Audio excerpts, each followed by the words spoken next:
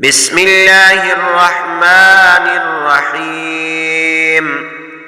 قل أعوذ برب الناس ملك الناس إله الناس من شر الوسواس الخناس الذي يوسوس في صدور الناس من الجنة والناس. بسم الله الرحمن الرحيم. قل أعوذ برب الناس ملك الناس إله الناس من شر الوسواس الخناس الذي يوسوس في صدور الناس من الجنة والناس.